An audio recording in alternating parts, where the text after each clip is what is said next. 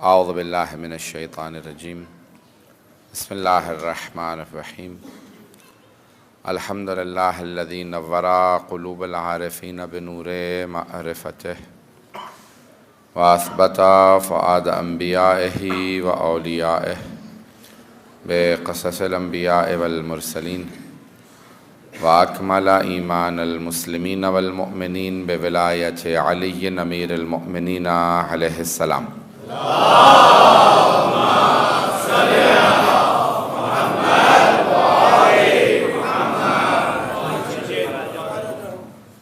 والصلاة والسلام والتحیۃ والاکرام علی افضل الموجودات العبد المؤید والرسول المسدد المصطفى الامجد المحمود الاحمد اعنی ابا القاسم محمد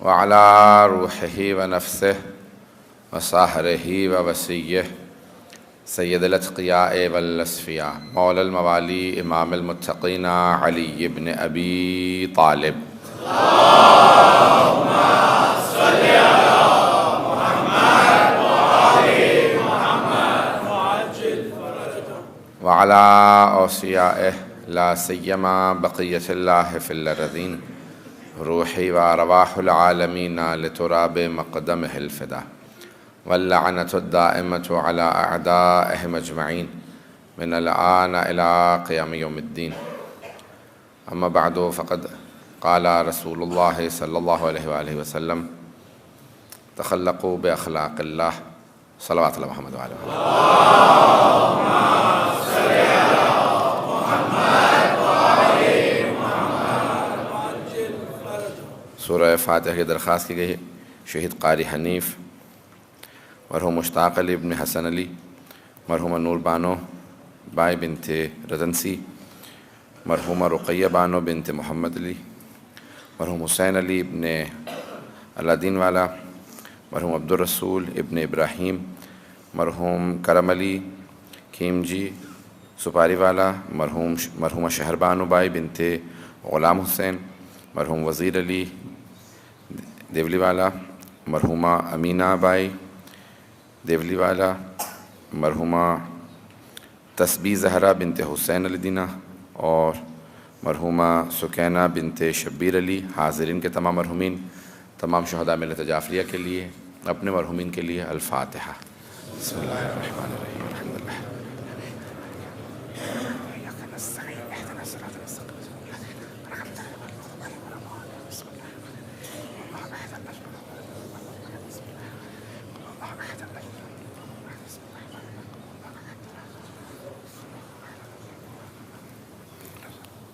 صلاۃ علی محمد وعلی محمد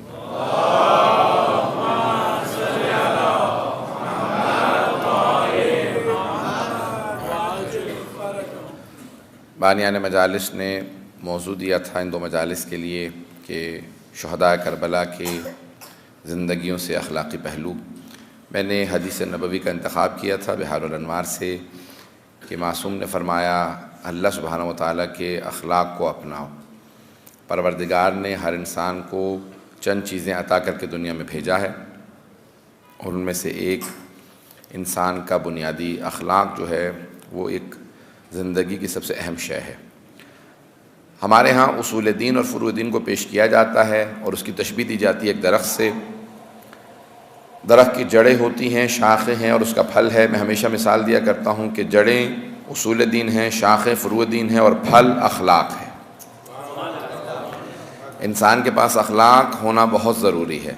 شہداء کربلا نے اپنے کردار اور اخلاق کے ذریعے تمام افراد کو اپنی طرف جذب کیا. حبیب خدا رسول خدا محمد مصطفیٰ صلی اللہ علیہ وسلم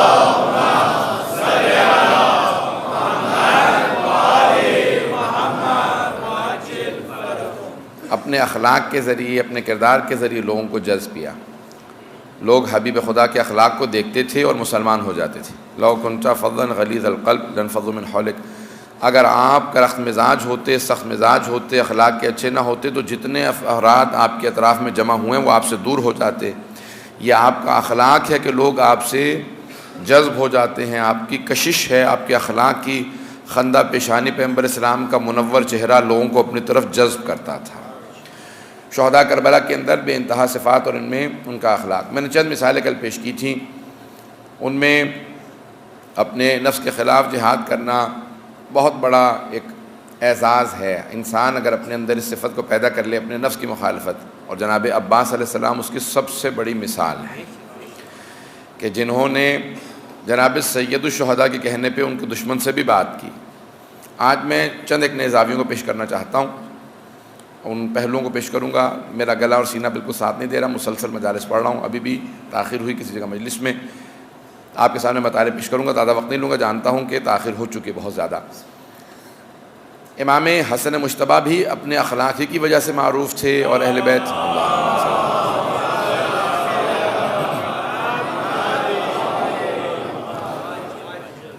جن کے اخلاق کو دیکھنے کے بعد حتیٰ اگر کوئی شام سے بھی آتا تھا جو عادی ہو چکا تھا جناب امیر کے خلاف سننے کے، امیر المومنین کی توہین کرتے تھے، بے احترامی کرتے تھے. جناب امام حسن مجتبیٰ کے سامنے بھی جب کوئی بے احترامی کر رہا تھا، مشہور و معروف واقعہ، بچے نے سن رکھا ہے، تو آپ نے فوراً کہا لگتا ہے تم پردیسی ہو، اگر گھر کی ضرورت ہو تو گھر حاضر ہے، کھانا چاہو تو کھانا حاضر ہے، لباس چاہو تو لباس بھی عطا کروں گا، جو چاہو گے.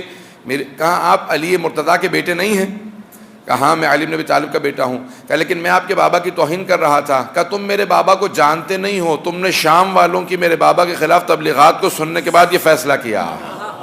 میں اپنے بابا کے کردار کو تمہارے سامنے پیش کر کے تمہیں دعوت دینا چاہتا ہوں. کہا آپ کے بابا آپ جیسے تھے؟ مولا نے فرمایا نہیں، میرے بابا مجھ سے بھی بہتر تھے. جیسے یہ کہا کہ میرے بابا مجھ سے بہتر تھے، وہ ایک مرتبہ رونے لگا. کہا میں نے آپ کے بابا کی بہت زیادہ توہین کی ہے، میں جانتا نہیں تھا. مولا نے کہا میں معاف کرتا ہوں اور میرے بابا بھی تجھے معاف کر دیں گے، لیکن ایک شرط ہے، جب شام واپس جانا تو سب کو بتانا علی کیسے تھے.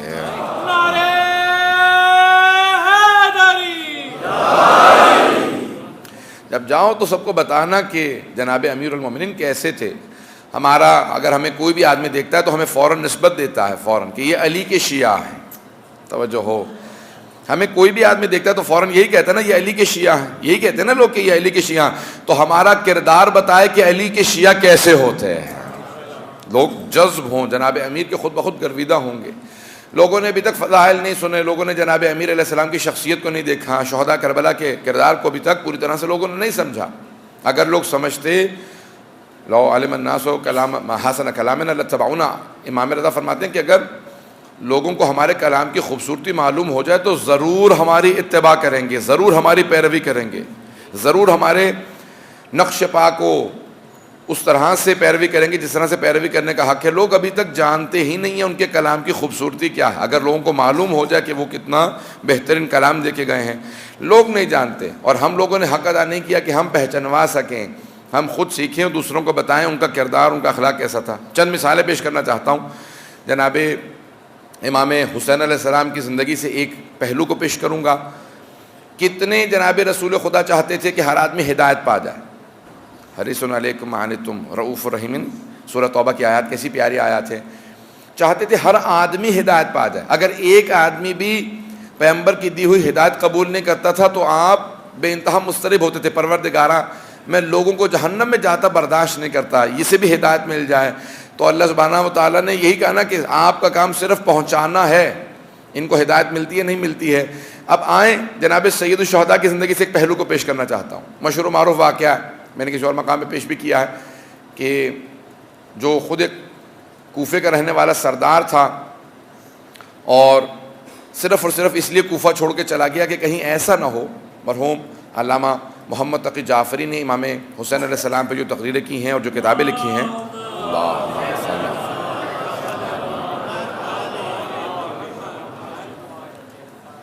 جابر ابن یزید جوفی سے متعلق اور بعض بزرگوں سے متعلق واقعات لکھے ہیں. وہاں پہ یہ واقعہ لکھا اپنی کتاب میں. آواز سب کو میری پہنچ. اس نے دیکھا کہ سید الشہداء مدینے سے اپنے سفر کو آغاز کر چکے ہیں. ایسا نہ ہو کہ جب وہ کوفے آئیں تو کہیں لوگوں سے کہیں کہ میرا ساتھ دو. اس وقت حکومت کے خلاف ساتھ دینا امام کا بہت مشکل ہوگا.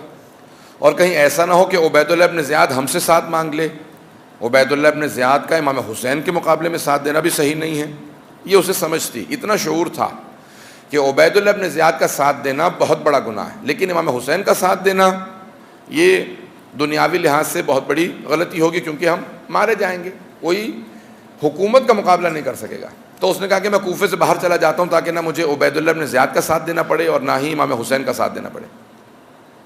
خود ہی بیان کر رہا ہے کوفے والوں کو, کہ میں نے کوفے سے باہر جا کے خیمہ نصب کیا, وہاں پہ رہنے لگا. ایک دن مجھے محسوس ہوا کہ در خیمہ پہ کوئی آیا ہے اور وہ مجھے دستک دے رہا ہے, مجھے باہر بلا رہا ہے. میں فوراً جیسے ہی میں نے خیمے کا پردہ اٹھایا تو دیکھا حسین ابن علی سامنے کھڑے ہیں. کتنے کریم ہے حسین ابن علی. بھائی دیکھیں, انسان جو پیاسا ہوتا ہے نا وہ کنویں کے پاس جاتا ہے, حسین وہ کنواں ہیں جو پیاسے کے پاس آ گئے. یہ بہت بڑی جناب سید الشہداء کی عظمت ہے نا, بہت کریم ہے سید اہل بیت علیہ السلام, بہت کریم. اب جناب سید الشہداء خود آئے, کہا مولا آپ نے زحمت کی؟ کہا ہاں. تو جانتا ہے ہم کون ہیں؟ میں تجھے دعوت دینے آیا ہوں, اگر آخرت میں کامیاب ہونا چاہتا ہے تو ہمارا ساتھ دے. اس نے گھبرا کے کہا مولا حکومت کا مقابلہ کرنا آسان نہیں ہے, عبید اللہ ابن زیاد کے مقابلے میں کھڑا ہونا یہ تو موت کو دعوت دینے والی بات ہے. لیکن کیونکہ آپ میرے خیمے میں آ گئے ہیں تو میرے پاس ایک بہت قیمتی تلوار ہے, میں اپنی تلوار آپ کو دینے کے لیے تیار ہوں. میرے پاس ایک بہت قیمتی گھوڑا ہے, ایک سواری ہے, میں آپ کا گھوڑا آپ کو دیتا ہوں. پورے کوفے میں کسی کے پاس میرے گھوڑے جیسا گھوڑا نہیں. جیسے آپ کہیں کہ بہت ہی کوئی نایاب کار ہو آج کے زمانے میں کسی کے پاس, کوئی بہت ایڈوانس قسم کا کسی کے پاس اسلحہ ہو, کہ میں اپنے دونوں چیزیں آپ کو دینے کے لیے تیار ہوں. مولا نے کہا اگر تیرا گھوڑا چاہیے ہوتا یا تلوار چاہیے ہوتی میں وہی مانگ لیتا. توجہ, مجھے نہ تلوار چاہیے نہ تیرا گھوڑا چاہیے, بلکہ مجھے تیری بھی نصرت کی ضرورت نہیں ہے, تجھے میری حمایت کی ضرورت ہے. میں تجھے دعوت دینے آیا ہوں کہ اگر تو چاہتا ہے آخرت میں کامیاب ہو, جنت میں چلا جائے, تو ہمارا ساتھ دے. دنیا کی اس عارض زندگی کی حیات کو طلب نہ کر, ہمارا ساتھ دے, تیری آخرت بھی سنور جائے گی. کچھ دیر سوچتا رہا, کہا مولا میں عبید اللہ ابن زیاد کا مقابلہ نہیں کر سکتا. مولا نے کہا ٹھیک ہے, بس میں جو دعوت دینے آیا تھا میں جا رہا ہوں. کہا مولا اب آپ تشریف لائیں تو کچھ کھانا کھا لیجیے, کچھ پھل کھائیے. مولا نے کہا نہیں, اب تجھ سے کچھ نہیں چاہیے. جب میں نے تجھے دعوت دی تو نے دعوت کو قبول نہیں کیا. امام چلے, جیسے چلنے لگے تو وہ خود کہتا ہے, عبداللہ ابن جعفر جوفی, عبید اللہ ابن جعفر جو, وہ کہتا ہے میں بہت تیزی سے امام کے پیچھے چلا, ننگے پاؤں دوڑتا ہوا باہر نکلا. امام کو روکنے کی کوشش کر رہا تھا کہ مولا رک جائیے, امام چل رہے تھے. امام بہت تیزی سے چل رہے تھے. کہا میں بہت تیزی سے دوڑا, لیکن اچانک امام بہت آہستہ آہستہ چلنے لگے.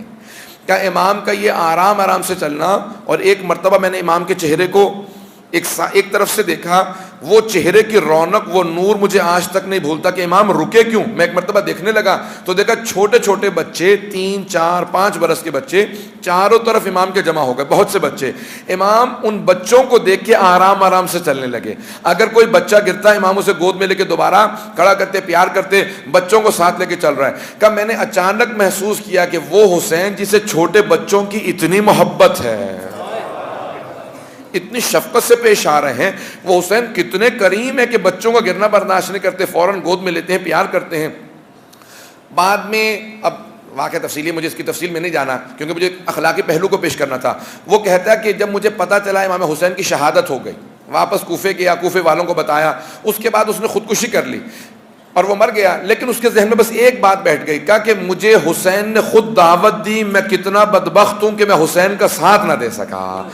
مجھے بلایا کہ میرے ساتھ چل, اگر تو آخرت چاہتا ہے تو ہمارے ساتھ آ جا.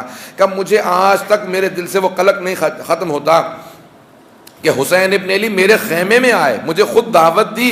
کتنے افراد تھے جو انتظار میں تھے کوفے میں کہ اگر ہمیں آواز دے تو ہم چلے جائیں گے, لیکن کوئی ایسے بھی تھے جنہیں خط لکھ کے حسین نے خود بلا لیا تھا. تو کوئی صفت ہوگی نا جناب حبیب ابن مظاہر میں, جناب مسلم ابن اوسجا میں, کہ سید الشہداء خط لکھ کے خود بلا رہے ہیں. عزیزان گرامی, 2 طرح کے رشتے ہوتے ہیں انسان کے آپس میں دوستوں سے. ایک مرتبہ آپ کسی کی بلندی بڑائی کو, عظمت کو دیکھ کے کہتے ہیں یہ ہمارے آشنا ہیں یا ہم ان سے آشنا ہیں, اور ایک مرتبہ وہ کہتا ہے, اگر بات پہنچا پاؤں, ایک مرتبہ کوئی بہت باعظمت ہوتا ہے, وہ کہتا ہے یہ ہمارے آشنا ہیں. اہل بیت اتنے باعظمت ہیں کہ ہر آدمی کہتا ہے ہم اہل بیت کے ماننے والے ہیں. بڑائی یہ ہے کہ اہل بیت کہیں یہ ہمارے ماننے والے ہیں.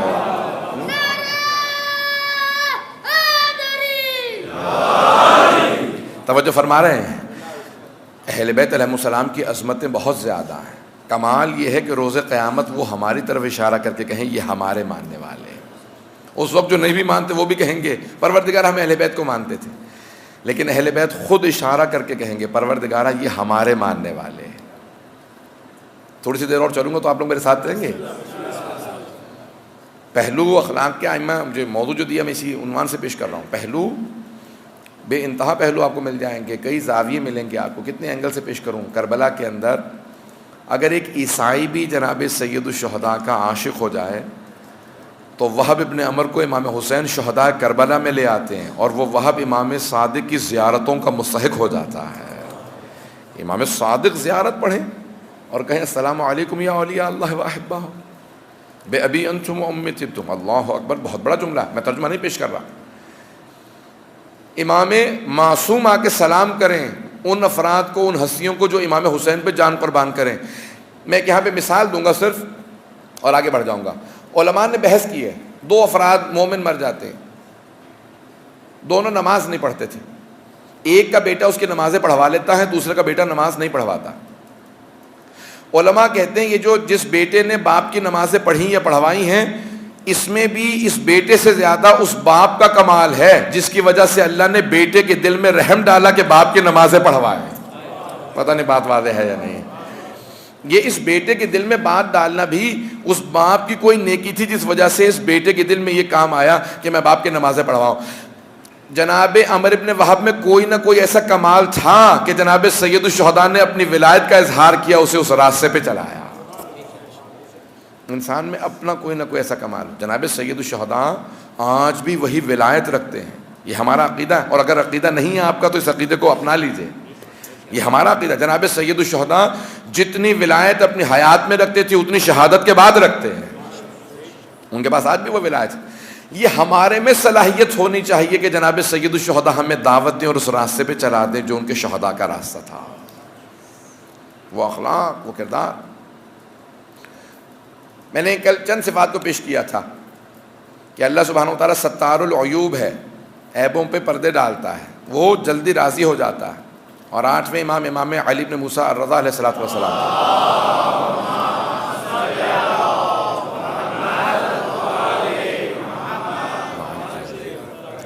امام نے اپنی حدیث میں کہا تھا، میں نے 2 صفات پیش کر دی تھی کل، آج تیسری صفت کو پیش کر دوں کہ لا یکون المؤمن مؤمنا حتی یکون فیہ 3 خصال، آیت من ربہ، آیت من نبیہ و آیت من ولیہ. مومن تب تک مومن نہیں بنتا جب تک کہ اس میں 3 صفات ہوں، ایک اپنے خالق کی، اپنے رب کی، ایک اپنے نبی کی اور ایک اپنے امام کی. میں نے اللہ کی صفت کو اور امام کو پیش کر دیا تھا. نبی کی کون سی صفت ہم میں ہونا ضروری ہے؟ امام فرماتے ہیں مدارات الناس، لوگوں کے ساتھ مدارات کرنا، میل جول رکھنا. کس طرح کا پیش کروں؟ توجہ سے سنیں گے عزیزان گرامی. دیکھیں اچھی طرح سے لوگوں سے پیش آنا، چاہے کوئی اپنا ہو چاہے بیگانہ ہو، کرخ مزاجی سے پیش نہ آنا، ہر انسان سے اچھے اخلاق سے ملتے رہنا، یہ نبی کی صفت ہے. معصوم فرماتے ہیں اس درجے کی تم میں یہ صفت پیدا نہیں ہو سکتی، لیکن لوگوں سے مدارات رکھنا، حتیٰ اگر دشمن بھی آ جائے، در پہ آیا ہے دشمن ہی صحیح، جب ملنے آیا ہے تو اخلاق سے پیش آنا. جب تک مومن میں یہ صفت نہیں ہوگی مومن نہیں بن سکتا. گھبرا تو نہیں رہے ہیں؟ سن لیجیے جان گرامی، مومن تب تک مومن نہیں بنتا جب تک مدارات سے پیش نہ آئے، اخلاق ایسا ہو. معصوم فرماتے ہیں جب توبہ کرنے جاؤ نا تو گھر میں بیٹھ کے توبہ نہ کرنا، مسجد میں جانا اور کہنا پروردگارا، دنیا کا اصول یہ ہے کہ اگر کسی با کردار آدمی کے گھر پہ کوئی چل کے چلا جائے اور کہے کہ میں معافی مانگنے آیا ہوں، میں قصوروار تھا، تو وہ باعظمت آدمی اسے معاف کر دیتا ہے. تو پھر خالق ہے، تو کریم ہے، میں تیرے در پہ چل کے آ گیا ہوں، تو ابھی بھی معاف نہیں کرے گا. توجہ.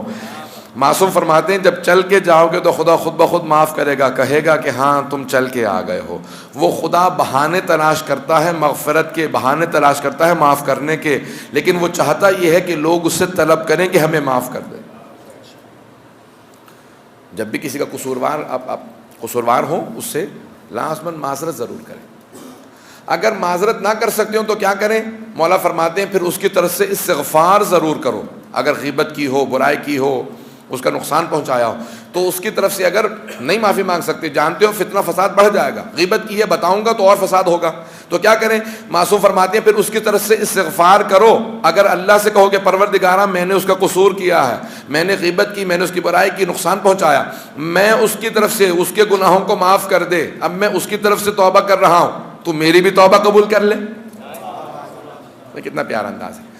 جناب مالک اشتر، جناب مالک اشتر کا رنگ بہت، یعنی کہہ لیں کہ ڈارک رنگ تھا، صاف رنگ نہیں تھا. عربوں میں بعض تعصب بہت زیادہ تھا، بعض عربوں میں عرب عجم کا، عرب کا، افریقی کا بہت زیادہ تعصب تھا. تو کوفے میں گزر رہے تھے، ایک آدمی نے پتھر اٹھایا اور جناب مالک کو پتھر مارا پیشانی میں. جناب مالک اشتر بہت شجاع تھے، بہت دلیر تھے. شام والا خوف کھاتا تھا جناب مالک کے صرف نام سے. بوڑھے تھے، جوان بھی نہیں تھے، اپنے کمر پہ پٹکا باندھ کے کمر کو سیدھا کرتے تھے اور آنکھ ان کی کٹی ہوئی تھی. اشتر اسی لیے کہتے تھے، مالک ابن حارث نخعی نام تھا، الاشتر کہتے تھے کہ ان کی تیر لگنے سے آنکھ کٹ گئی تھی، اشتر. لیکن شام والوں کو خوف تھا. اب سوچئے کہ کوئی علی کی فوج کا سپہ سالار ہو، کیا کردار ہوگا جناب مالک اشتر کا. بہت شجاع تھے، بہت دلیر. جب اس نے پتھر مارا تو جناب مالک اشتر نے پلٹ کے دیکھا کس نے پتھر مارا، دیکھا اور چلے گئے. ساتھ والے اس کے جو دوست نے اسے کہا جانتے ہو کس کو پتھر مارا؟ کہا کوئی کالا تھا، کوئی افریقی تھا، پتہ نہیں کہاں کا رہنے والا تھا. کہا نہیں، یہ علی ابن ابی طالب کی فوج کا سپہ سالار ہے. کہا یہ مالک اشتر یہ ہے اتنے سادہ لباس میں؟ پتہ نہیں توجہ ہے یا نہیں. دیکھیں مہنگا قیمتی لباس پہننے سے انسان کا درجہ نہیں بڑھ جاتا، کردار اتنا بلند ہونا چاہیے کہ علی اسے اپنے لیے چن لیں. امیر المؤمنین نے انتخاب کیا تھا.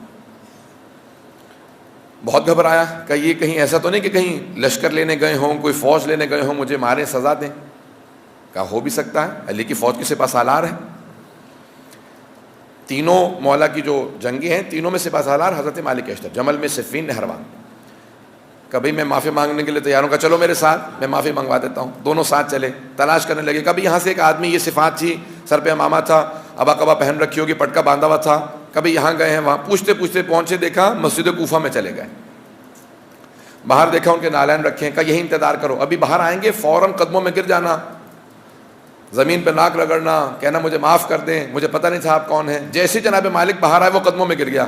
کہا مجھے پتہ نہیں تھا آپ کون ہیں. کہا جا میں نے تجھے معاف کیا، میں ابھی مسجد میں 2 رکعت نماز پڑھ کے آیا ہوں کہ پروردگارا اسے معاف کر دے، یہ جانتا نہیں میں کون ہوں. وہ دنیاوی عہدے کی بات کر رہا تھا کہ آپ سپہ سالار ہیں، وہ اخروی عہدے کی بات کر رہے تھے، میں علی کا کتنا مقرب ہوں. جو علی سے قریب ہو وہ خدا کا کتنا مقرب ہوگا. پتہ نہیں بات پہنچ رہی ہے نہیں پہنچ رہی. جناب مالک اشتر نے 2 رکعت نماز پڑھی کہ پروردگارا اسے معاف کر دے، یہ جانتا نہیں میں کون. جب انسان اپنوں میں ہوتا ہے تو انسان یہ نہیں چاہتا انہیں سزا دی جائے، اپنوں میں ہوتا ہے تو یہ چاہتا ہے کہ ان کو درگزر کر دیا جائے. انسان اپنوں کو معاف کرتا ہے، آگے بڑھتا ہے. میں جانتا ہوں لوگ بہت بہت دور سے آئے ہیں اور تاخیر ہو چکی ہے، لیکن 2 پہلو اور پیش کروں گا، اس کے بعد پھر مسائل کی طرف جاؤں گا. مسائل میں تفصیل سے پیش کروں گا. کل صبح سفر میں بھی جا رہا ہوں، پھر اس کے بعد بس اب یہ زندگی رہی، پھر ملاقات رہے گی، پھر مجالس. عزیزان گرامی، پیغام یہی ہے. مجھ سے بہت سے بانیان نے فرمائشات بھی کی تھیں، لیکن اب موضوع سے متعلق جتنے مطالب پیش کر سکتا تھا میں نے پیش کیے. کہ فرمائشات کو بھی اگر پیش کرتا تو بہت سے مطالب ایسے ہوتے ہیں جو موضوع سے متعلق نہیں ہوتے. عزیزان گرامی، جناب امیر علیہ السلام بہت مظلوم واقع ہوئے ہیں، بہت مظلوم ہیں. جس کے اتنے فضائل ہوں اور اس کی اتنی مخالفت ہو، اس سے بڑی مظلومیت کیا ہوگی؟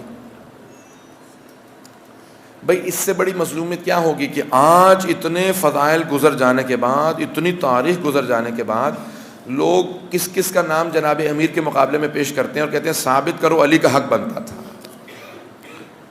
امیر المؤمنین کے مقابلے میں لوگ نام پیش کریں، کہیں ثابت کرو علی کا حق بنتا تھا نہیں بنتا تھا. کتنی مظلومیت ہے مولا کی. اور سب یہ بھی مانتے ہیں کہ علی سے زیادہ فضائل بھی کسی کے نہیں ہیں. پھر سوچئے کتنے مظلوم ہے مولا کہ لوگ فضائل کو مانتے ہیں اور پھر بھی محلہ کی اس طرح سے عظمت کو نہیں مان. سنیں گے واقعے کو پیش کروں. کتاب کا نام ہے الصواعق المحرقہ، جلا دینے والی بجلیاں. کسے جلا دینے والی؟ شیعوں کو. ابن حجر مکی انہوں نے کتاب لکھی کہ میں نے ایسی کتاب لکھی ہے الصواعق المحرقہ کہ شیعوں کو جلا دے گی، ایسا میں نے جواب لکھا. اچھا، وہ شیعوں کو جلانے کے یعنی شیعوں کے رد میں کتاب لکھی اور کس کس کا ایمان ثابت کرنے کے لیے جناب امیر کے دشمنوں کے ایمان. تو اس کے باوجود بھی اتنے فضائل امیر المومنین لکھ گئے ہیں صرف یہ ثابت کرنے کے لیے کہ میں شیعوں کا دشمن ہوں، علی کا دشمن نہیں ہوں. پتہ نہیں بات پہنچ رہی ہے نہیں؟ یہ ثابت کرنے کے لیے کہ میں علی کا دشمن نہیں ہوں، کیونکہ پھر اس میں بہت زیادہ مسائل آ جاتے ہیں اگر پہنچ رہے ہوں. حدیث نبوی ہے کہ بہت کچھ انسان کے شجرے میں خرابیاں ہوتی ہیں کہ جو علی سے دشمنی رکھتا ہے. تو وہ یہ ثابت کرنے کے لیے کہ نہیں میں بالکل صحیح ہوں، امیر المومنین کے فضائل لکھتے تھے، پھر شیعوں کے خلاف کوئی بات لکھتے تھے. میں ایک وہاں سے پیش کر رہا ہوں کہ یہ انسان جو مظلوم ہوتا ہے اس کا اللہ کے نزدیک کیا مقام ہے. ابن حجر مکی نے الصواعق المحرقہ میں واقع لکھا کہ ایک صحابی نے آ کے پیغمبر اسلام سے درخواست کی، یا رسول خدا بہت پریشان ہوں، میرے لیے دعا کر دیجیے. سنیں گے واقعہ اگر پیش کروں؟ بس آخری واقعہ کو سن لیجیے. کہ یا رسول اللہ بہت پریشان ہوں، میرے لیے ذرا دعا کر دیجیے. پیغمبر اسلام مسجد نبوی میں بیٹھے تھے، محراب میں تھے، ہاتھوں کو بلند کیا کہ پروردگارا بحق علی اس کی پریشانی دور کرتے ہیں. جیسے کہا بحق علی اس کی پریشانی دور کر دے، پریشانی تو دور ہو گئی لیکن اس کے لیے بیچارے کے لیے ایک اور پریشانی کھڑی ہو گئے کہ اب رسول خدا نے علی کا واسطہ دیا. باہر جانے کے بعد کہا کیا ہوا، منہ روا ہے کہ بھائی وہ علی کا واسطہ دے کے میری پریشانی کو دور کروایا. چند دنوں بعد دوسرے کسی کو کوئی پریشانی لاحق، کوئی کہا یا رسول خدا میرے لیے دعا کر دیجئے، میں بہت پریشان ہوں. پیغمبر اسلام نے پھر ہاتھوں کو بلند کیا، کہا پروردگارا علی کا واسطہ اس کی پریشانی دور کر دے، بحق علی اس کی پریشانی. اب وہ دونوں نے آپس میں بات کی، کہا بھئی تجھے پریشانی تو علی کا واسطہ، مجھے پریشانی تو علی کا واسطہ، یہ کب تک علی کا واسطہ چلے گا؟ کہا بھئی کبھی نہ کبھی علی پہ کوئی مشکل آئے گی. تو کہا پھر کیا ہوگا؟ کہا پھر تیرا میرا واسطہ ہوگا. پتہ نہیں توجہ ہے یا نہیں؟ کیسے کیسی خوشفہمی میں بعض لوگ مبتلا تھے اگر پہنچ رہے ہوں. کچھ لوگ پہنچ گئے ہیں، باقی لوگ پر بھی جو لوگ نہیں پہنچے وہ ان سے پوچھ لیں جو پہنچ گئے ہیں مجلس کے بعد البتہ. تو اب وہ بہت زیادہ اس میں کبھی یہ دعا کرو کہ علی پہ کوئی پریشانی آئے. ایک دن ایسا آ گیا کہ جناب امیر نے رسول خدا سے کہا یا رسول اللہ میرے لیے دعا کر دیجئے، میں بہت پریشان ہوں. اب سب نے کان پیغمبر کی دعاؤں کی طرف لگائے. پیغمبر نے ہاتھوں کو بلند کیا، کہا پروردگارا علی کا واسطہ علی کی پریشانی کو دور کر دے.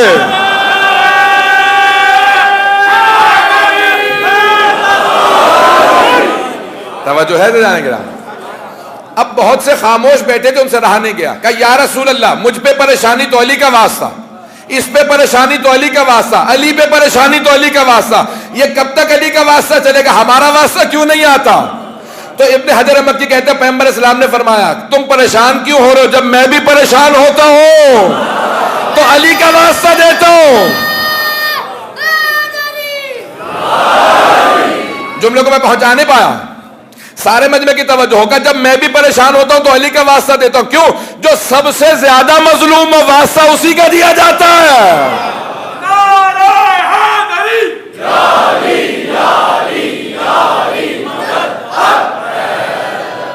علی سے پہلے عبادت کا انتظام نہ تھا، جب رسول کا خالق کا اہتمام نہ تھا. نماز قائم بھی ہوتی تو کس طرح ہوتی؟ خدا کا گھر تو بنا تھا مگر ایمان نہ تھا. نعرہ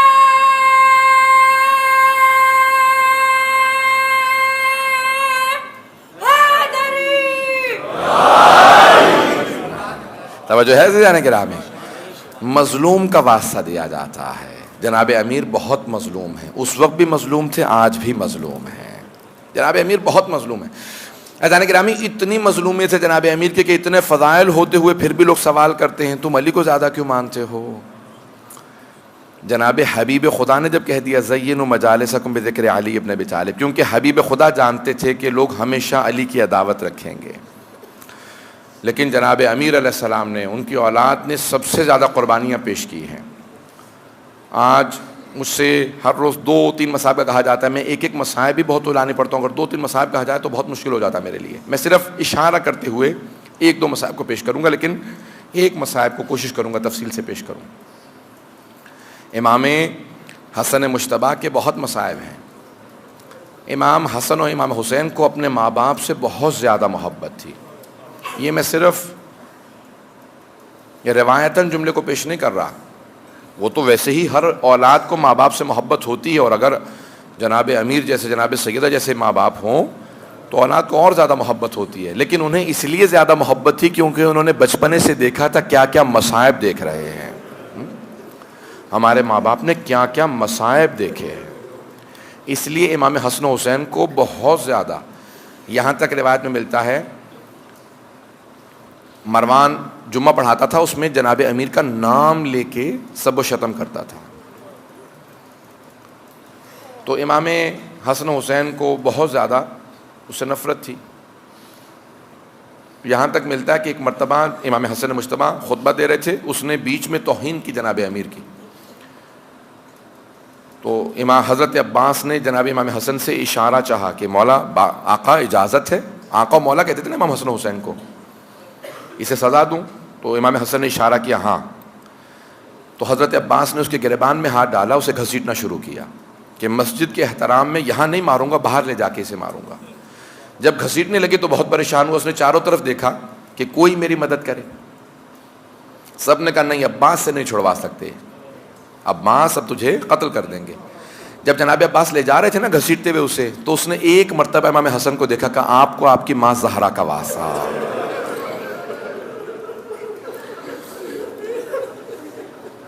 جیسے کہا نا آپ کو آپ کی ماں زہرا کا واسطہ۔ تو امام حسن مجتبیٰ نے فوراً حضرت امام حسین سے کہا حسین عباس سے کوئی سے جانے دے، تو امام حسین نے فوراً حضرت عباس سے کہا عباس آج مروان کو جانے دو۔ کہا آقا آج کیوں جانے دوں، آپ کا حکم ہے جانے دوں گا۔ کہا کہ کیونکہ بھیا حسن جناب سیدہ کا واسطہ رد نہیں کرتے،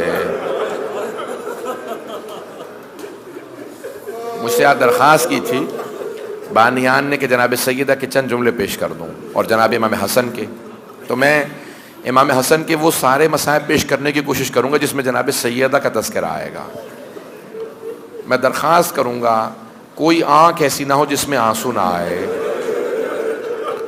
جناب سیدہ بہت مظلومہ ہے،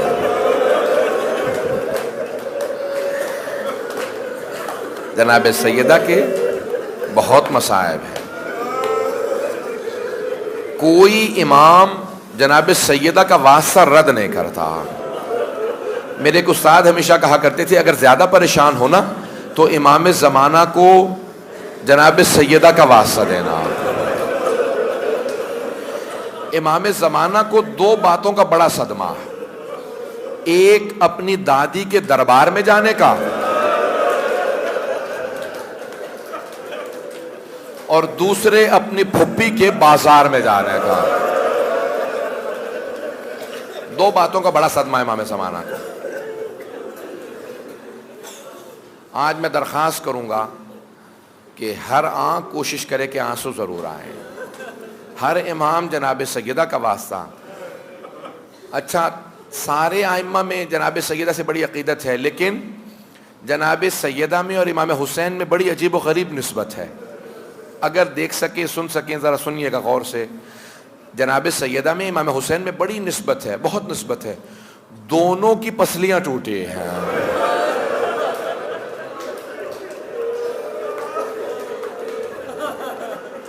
لیکن ایک فرق ہے، ایک فرق کے ساتھ، جناب سیدہ کی پسلیاں دروازے اور دیوار کے درمیان میں ٹوٹی ہیں، اور امام حسین کی پسلیاں گھوڑوں کی ٹاپوں کے نیچے ہیں۔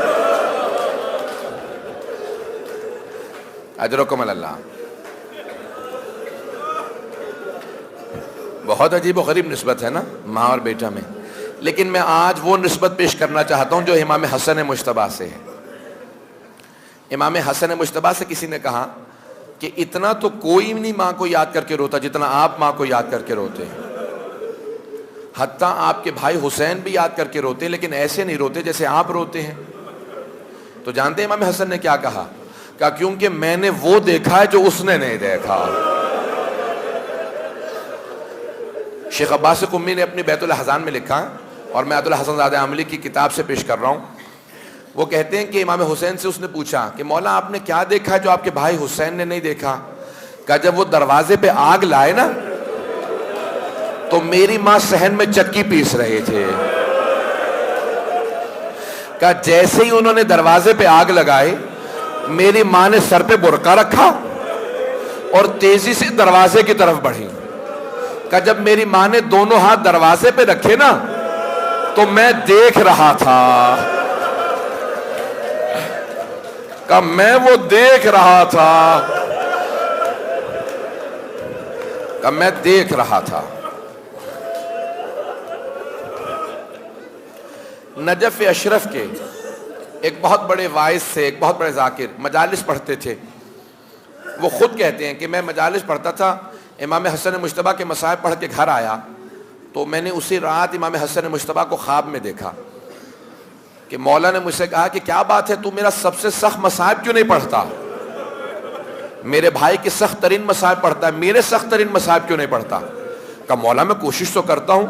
کہا کہ نہیں تو سخت ترین مصائب نہیں پڑھتا، صرف مصائب پڑھتا ہے میرے. کہا مولا میں بتاتا ہوں کہ ایک ہی تو امام ہے جس کا سارا کلیجہ ٹکڑے ہو کے باہر آ گیا تھا. امام نے کہا نہیں یہ میرا سب سے سخت مصائب نہیں ہے.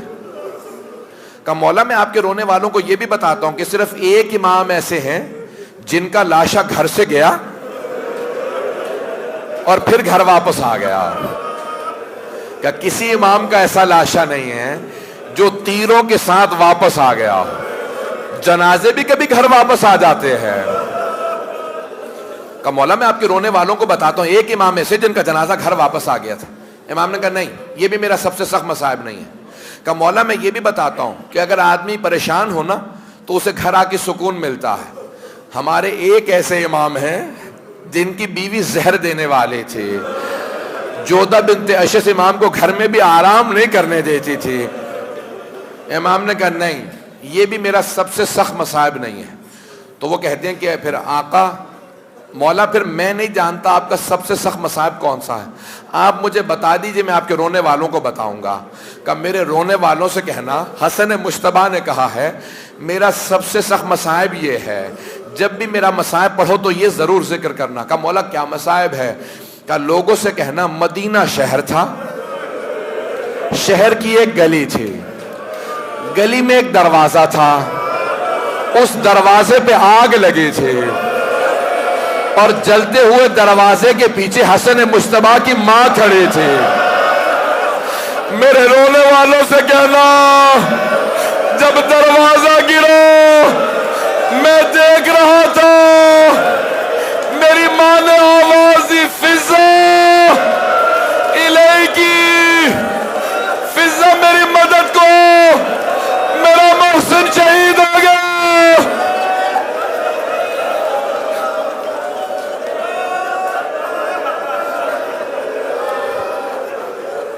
اجرکم اللہ.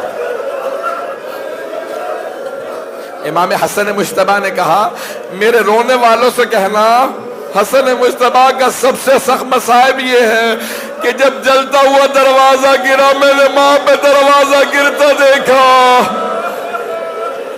اجرکم اللہ. سوائے غم اہل بیت کے کوئی غم نہ دیکھیں. میں یہاں مصائب کو روکنا نہیں چاہتا. ایک جملہ کہوں آپ سے اگر برداشت کر سکے. سادات غیر سادات مجھے معاف کر دیجئے گا، میں جانتا ہوں لوگ جناب سیدہ کے مصائب برداشت نہیں کر پاتے. میں ایک جملہ کہوں گا. میں نے یہاں تک خود دیکھا ہے کہ امام حسن مجتبیٰ جو کریم اہل بیت ہیں مدینے کی ایک گلی سے گزر رہے تھے، کسی کو آتا دیکھا، امام نے گلی میں رخ دوسری طرف پھیر لیا. امام کی آنکھوں میں آنسو آئے. کہا مولا کیا بات ہے؟ کہ جب بھی میں اسے دیکھتا ہوں نا مجھے میری ماں یاد آ جاتی ہے. کہ مولا کیوں ماں یاد آتی ہے؟ کہ یہ ان میں سے ہے جو آگ لے کے آیا تھا. جب یہ گزر جائے پھر مجھے بتانا، میں آگے بڑھوں گا. جب بھی میں اسے دیکھتا ہوں میری آنکھوں میں خون اتر آتا ہے. مجھ سے وہ وقت نہیں بھولتا جب دروازہ گرا.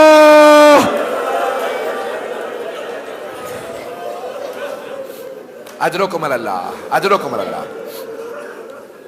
بس بھئی میں دو صرف اور صرف آپ کے سامنے واقعات پیش کروں گا مصائب کے، اور وہیں پہ تکمیل کر دوں گا، مکمل کر دوں گا۔ امام حسن مجتبیٰ کے صرف دو جملے سن لیجئے۔ جب جودہ بنت اشعث ملعونہ نے امام کو زہر دے دیا نا، تو اس کے بعد رو رہی تھی۔ مولا نے پوچھا کیا بات ہے، تیرا تو کام ہو گیا، تو چاہتی تھی مجھے شہید کر دے، تو اب رو کیوں رہی ہے؟ کہ مجھے آپ کی بہنوں سے شرم آ رہی ہے، ابھی پورے مدینے میں خبر پھیل گئی، اگر آپ کی بہنیں آئیں گی پوچھیں گی کس نے زہر دیا، میں ان کا سامنا نہیں کر سکوں گی۔ امام اتنے کریم ہیں، امام نے کہا پچھلے دروازے سے چلی جا۔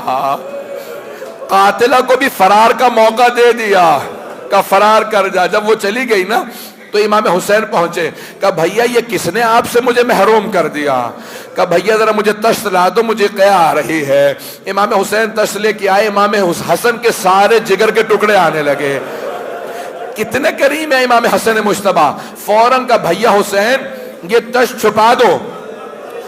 امام حسین نے کہا بھیا کیوں تشت کو چھپا دوں؟ کہا ابھی زینب آنے والی ہے، میں برداشت نہیں کرتا میری بہنیں میرے جگر کے ٹکڑے دیکھے، یہ تشت چھپا دو میری بہنیں میرے جگر کے ٹکڑے نہ دیکھیں۔ اجرکم اللہ۔ بس بھئی آخری جملے سن لیجئے۔ ایک مرتبہ جناب زینب کبریٰ آئیں، امام جناب ام کلثوم، ساری بہنیں آ گئیں۔ امام حسن نے دیکھا کہ امام حسین سب سے زیادہ رو رہے ہیں، اور امام حسین کی آنکھیں زخمی ہو گئی ہیں رو رو کے۔ ایک مرتبہ کہا حسین میرے قریب آؤ۔ جیسے امام حسین قریب گئے نا، ہاتھ پکڑا بھائی کا، کہا تبکی علیہ ام ابکی علیک لا یومک یومک یا ابا عبداللہ۔ کہا بھیا حسین آپ مجھ پہ رو رہے، میرا تو دل کرتا ہے میں ابھی بھی آپ پہ گریا کروں۔ حسین مجھ پہ سب روئے، آپ نہ روئیے گا۔ اے حسین میرے پاس سارے بھائی موجود ہیں، جب آپ کربلا میں تنہا کھڑے ہوں گے چاروں طرف سے تیر آ رہے ہوں گے،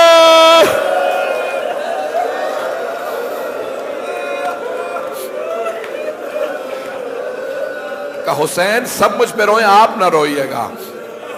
آخری جملے سن لیجیے، بس میں میرے سینے میں طاقت نہیں اور پڑھ سکوں۔ روایت کے الفاظ ہیں امام حسن مجتبیٰ نے ٹیک لگا رکھی تھی، سینے میں درد تھا کہ جیسے ہی لیٹے نا کچھ دیر کے لیے تو ایک بچہ کھیلتا ہوا آیا، 1.5 پونے 2 برس کا بچہ، اور فوراً بابا کے سینے سے لپٹ گیا۔ جیسے بچہ لپٹا نا تو جناب ام فروہ نے کہا بیٹا قاسم بابا کے سینے میں درد ہے، سینے سے اتر جاؤ۔ امام حسن نے کہا ام فروہ قاسم کو میرے سینے سے نہ اتارو، جب یہ میرے سینے سے لگتا ہے مجھے سکون محسوس ہوتا ہے، میرا دل کہتا ہے امام حسن مجتبیٰ کی آنکھوں میں لاشا پامال ہوتا رہا ہوگا۔ ایک مرتبہ جناب قاسم کو زور سے سینے سے لگایا، پیشانی کو چوما، گلے کا بوسہ دیا، کہا ام فروہ جب میرا بھائی حسین کربلا جائے مجھ سے وعدہ کرو قاسم کو ضرور بھیجنا۔ اجرکم اللہ۔ بس بھئی میں نے تمام کر دیا، اب مجھ میں طاقت نہیں رہی۔ آخری 2 جملے سن لیجئے۔ ایک مرتبہ امام حسین کو وصیت کی امام حسن نے، کہا بھیا میرا غسل و کفن آپ کیجئے گا، میرا جنازہ آپ پڑھائیے گا، اگر ہو سکے مجھے نانا کے پہلو میں دفنا دیجئے گا، لیکن اگر یہ لوگ اجازت نہ دیں تو نانا کے شہر ہے، میرے جنازے میں جنگ نہ کیجئے گا، مجھے جنت البقیع میں دفنا دیجئے گا۔ امام حسین نے بڑی شان و شوکت سے بھائی کا جنازہ اٹھایا۔ ارے ہر بھائی کو حسرت ہوتی ہے میں تعظیم سے بھائی کا جنازہ اٹھاؤں، خود کاندھا دیا، جنازہ پڑھایا۔ ایک مرتبہ جب گھر سے جنازہ چلا، جناب زینب آگے بڑھی، امام حسن مجتبیٰ کے لاشے پہ اپنے آپ کو گرا دیا، بہت گریہ کیا، پھر سارے یتیم بچوں کو جمع کر کے پیار کرنے لگی۔ دروازے پہ کھڑی تھی، جنازہ چلا گیا۔ ایک مرتبہ روضہ رسول پہ جنازہ پہنچا، واقعہ ذہنوں میں ہے، میں تفصیل میں نہیں جاؤں گا۔ ایک مرتبہ کسی نے کہہ دیا کہ لاشے پہ تیر چلاؤ، تیر چلے، جناب عباس نے امام حسین سے کہا آقا اجازت ہے میں نے روکوں؟ جیسے ہی تلوار پہ ہاتھ رکھا امام حسین نے کہا بھیا عباس، بھیا حسن نے وصیت کی تھی میرے جنازے پہ جنگ نہ کرنا، میں کہوں گا واہ قسمتا، واہ عباس جناب امیر کے جنازے میں جانے کی اجازت نہیں ملی، امام حسن کے لاشے پہ تیر برسے اجازت نہیں ملی، کربلا میں پانی لائے جنگ کی اجازت نہیں ملی۔ ہائے عباس۔ ایک مرتبہ امام حسین نے کہا بھیا عباس لاشا واپس لے چلو، اتنے تیر لگے ہیں، دوبارہ ایک مرتبہ ہم نیا کفن دیں گے۔ ابھی جناب زینب دروازے پہ اپنے گھر کے دروازے پہ کھڑی تھی بچوں کے ساتھ، اچانک دوبارہ دروازہ کھلا۔ جب جنازہ واپس آیا بی بی نے دیکھے اتنے تیر لگے، بی بی نے بھائی کو نہیں پکارا، باپ کو نہیں پکارا، نانا کو نہیں، فوراً ایک مرتبہ ماں کی قبر کا رخ کیا کہ اماں ذرا آ کے دیکھو آپ کے حسن کے لاشے میں تیر لگے۔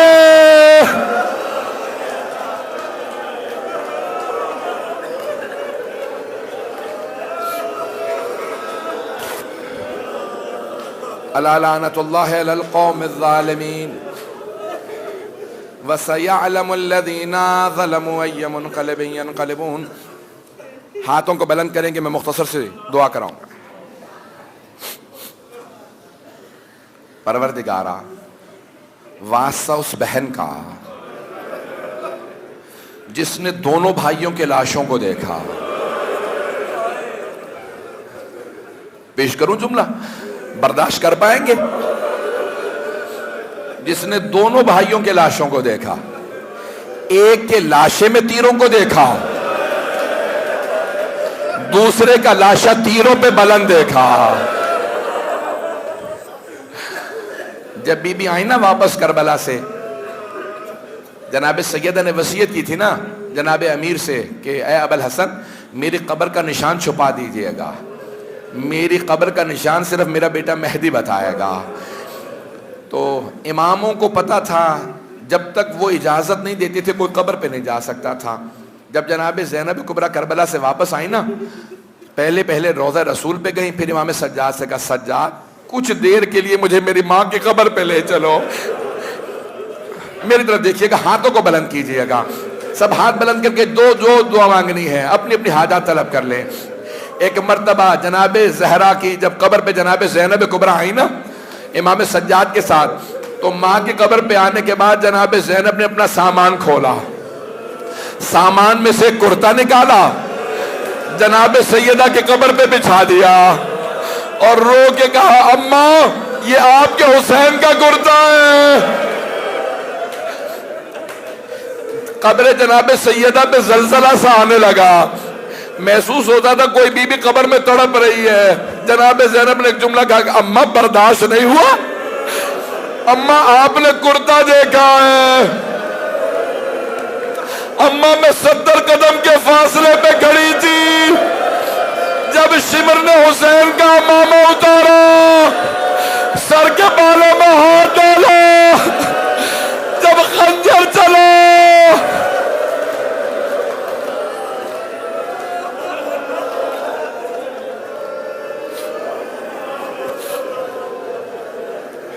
پروردگارا جناب زینب کی عظمتوں کا واسطہ امام زمانہ کے ظہور میں تعجیل فرما، دشمنان اہل بیت کو نیست و نابود فرما، پروردگارا داعش کو آل سعود کو غارت فرما، مؤمنین کی حفاظت فرما۔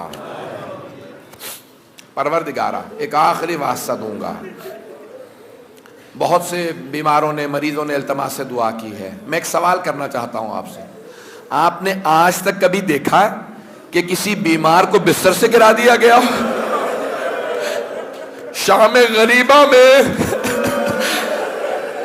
ایک بیمار کو بستر سے گرایا، ان کے بستر کو لوٹ کے لے گئے۔ پروردگارا شام غریبہ کے اس بیمار کا واسطہ، جتنے مؤمنین مریض ہیں سب کو شفائے کاملہ عاجلہ عنایت فرما، پریشان حالوں کی پریشانیاں دور فرما، بے اولادوں کو اولاد عنایت فرما، مقروضوں کے قرض ادا فرما، پریشان حالوں کی پریشانیاں دور فرما۔ میں دیکھ رہا ہوں ابھی بھی لوگ رو رہے ہیں، آنکھوں میں آنسو ہیں۔ میں ایک آخری سوال کر کے ممبر سے اتر رہا ہوں، آپ نے مصائب سنے ہیں نا، آپ نے دیکھا تو کچھ نہیں ہے، جناب زینب نے لاشا پامال ہوتے دیکھا تھا، امام سجاد نے بابا کے سر کو نیزے پہ بلند دیکھا تھا۔ پروردگارا ان مصائب کا واسطہ ہمیں بار بار کربلا کی زیارت نصیب فرما، ہمیں آخرت میں امام حسین کی شفاعت نصیب فرما۔ ربنا تقبل منا انك انت السميع العليم بحق محمد وآلہ الطیبین الطاہرین المعصومین۔ ماتم حسین۔